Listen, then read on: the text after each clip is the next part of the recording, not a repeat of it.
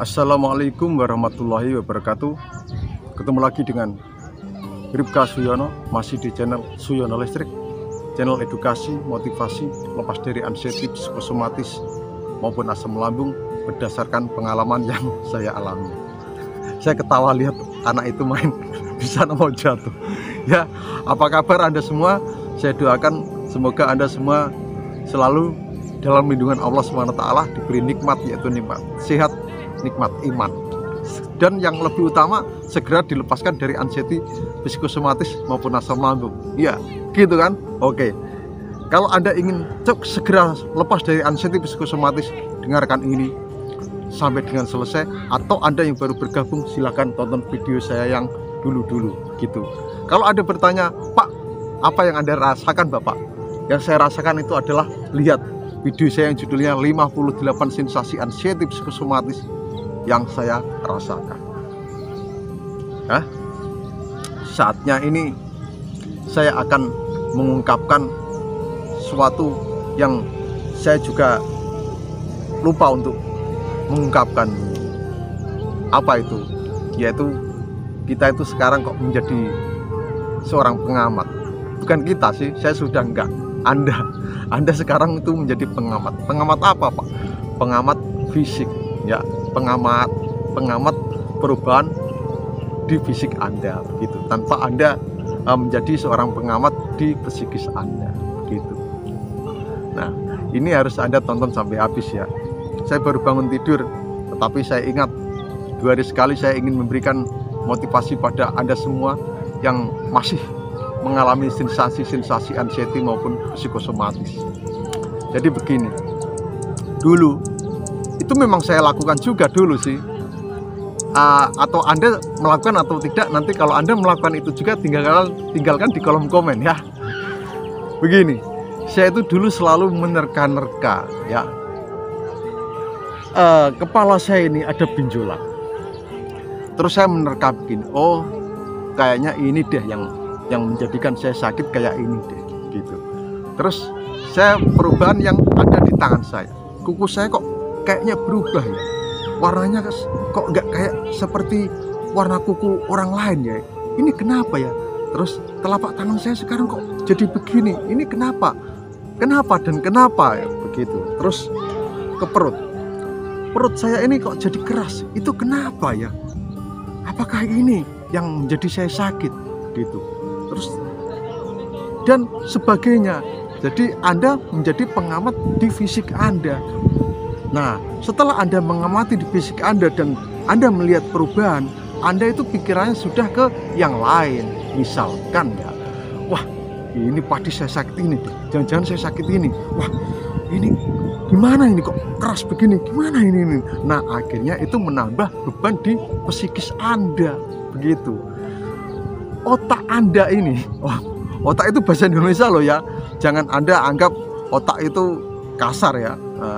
Anda fokus aja dengarkan saya ini dan dengarkan backsound yang Anda dengar itu ya, dengarkan backsoundnya itu ya, itu tiupan suling saya sendiri. Nah itu.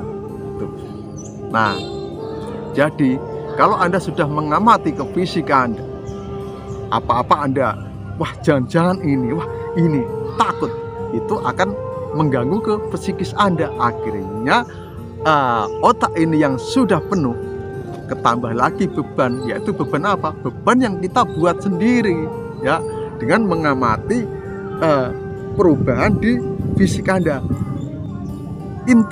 Buktinya begini ya. Sekarang begini, saya buktikan aja.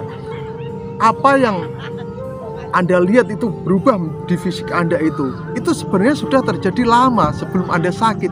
Tetapi karena Anda sakit psikis, terus pikirannya sudah kemana-mana, iseng-iseng Anda melihat fisik Anda kok begini. Nah, ini contohnya saya ya. Ini ada benjolan di sini. Nah, terus saya bilang sama orang tua saya, ibu saya almarhum ya. Nah, kalau saya memanggil itu kata emak karena saya orang Jawa, orang desa ya. Saya orang desa, terpelosok desanya gitu, mohon maaf. Sinyalnya kadang manjat pohon baru ada sinyal. Nah begini, Terus saya tanya mak saya, ini saya terjemahkan bahasa Indonesia ya, mak ini kok ada benjolan di sini, apa ini yang bikin saya sakit ini? Mana? Saya tunjukkan pada orang tua saya sama mak.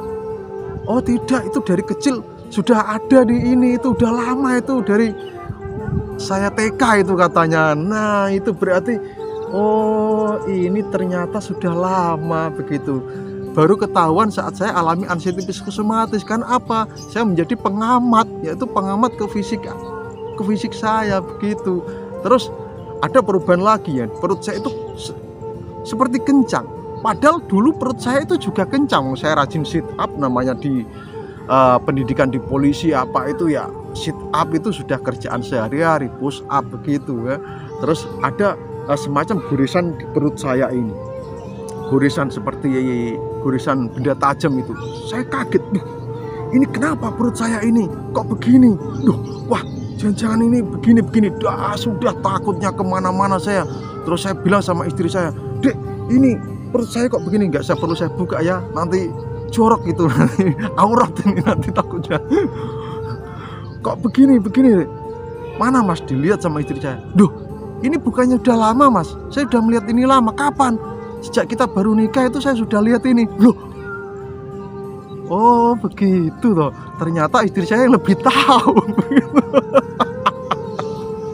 Nah itulah ya, ternyata itu sudah lama karena saya itu mengalami yaitu anxiety psikosomatis. Jadi apa-apa itu saya banding-bandingkan dengan punya orang begitu. Misalnya kukumu bagaimana? Saya pernah ya, konyol, detak jantung, detak nadi teman saya itu saya hitung. Coba saya hitung 1 menit itu berapa. Saya bandingkan dengan saya, kok beda ya? Ya jelas beda ya, saya bandingkan sama anak muda. Gitu ya. Padahal bedanya tidak terlalu jauh gitu. Itu sudah menjadi yang namanya beban tersendiri yang akhirnya ya secara tidak langsung Anda itu memasukkan suatu memori lagi ke otak, padahal memorinya itu sudah penuh begitu ya. Ingat ya, kalau memori ini sudah penuh, maka otak ini ya, kalau udah penuh, memori itu akan dititipkan ke jantung, ke paru-paru, ke ginjal, ke raga kita lah. Makanya Anda sering ketutan ya, cenut dan sebagainya, nyeri sendi, sakit pinggang itu. Pasti Anda begini, waduh sakit pinggang, ini jangan-jangan saya ini. Padahal dulu Anda pernah sakit pinggang juga enjoy saja. Terus ada flu misalnya, sekarang flu, sudah pikirannya pasti sudah kemana-mana. Padahal Anda dulu juga sudah pernah mengalami flu begitu ya. Terus sering sendawa itu, mohon maaf. Nah itu dulu saya juga begitu ya, sering sendawa begitu. Padahal itu kalau kita sendawa, kalau kita ambil segi positifnya, itu lega loh ya, gasnya keluar ya begitu. Tapi itu malah Anda takutkan. Dulu saya, sebelum saya alami itu, nggak bisa sendawa aja inginnya bisa sendawa begitu ya. Sekarang sendawa aja udah takut begitu. Nah itulah apa artinya, berarti pikiran Anda itu terlalu penuh dan banyak tertipu oleh diri Anda sendiri ya. Anda itu sebenarnya memasukkan suatu pikiran-pikiran yang otak ini ya sebenarnya itu tidak memerlukan itu sebenarnya.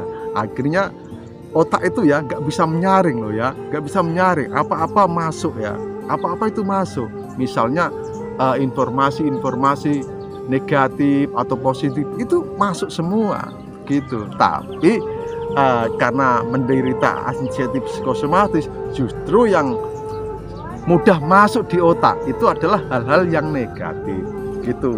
Jadi saran saya begini ya, nggak usah Anda itu menjadi pengamat fisik Anda ya, pengamat fisik Anda. Amati psikis Anda, justru Anda yang harus mengamati psikis Anda itu ya. Amati. Dulu saya tidak begini ya, kenapa saya sekarang begini? Ini berarti bukan diri saya harus cepat bangkit ini. Nah saya nggak mau terlena dengan sensasi-sensasi itu gitu ya. itu harus Anda tanamkan. Tetap lakukan ikhtiar ya, ikhtiar insani maupun ikhtiar ilahi ya. Pokoknya yang penting Anda masih punya semangat. Kalau Anda sudah tidak semangat, nah, Anda akan lama akan bangkit. Atau Anda ingin begitu terus ya. Semangat ini didukung dengan usaha dan harus ada keyakinan. Anda intinya harus yakin juga ya, gitu. Nah, dan tontonan-tontonan Anda, apa yang Anda dengar ya, biasakanlah kalau Anda muslim, sudahlah dengarkan solawat-solawat saja, muratal Al-Quran atau tausiah dari seorang alim ulama begitu ya.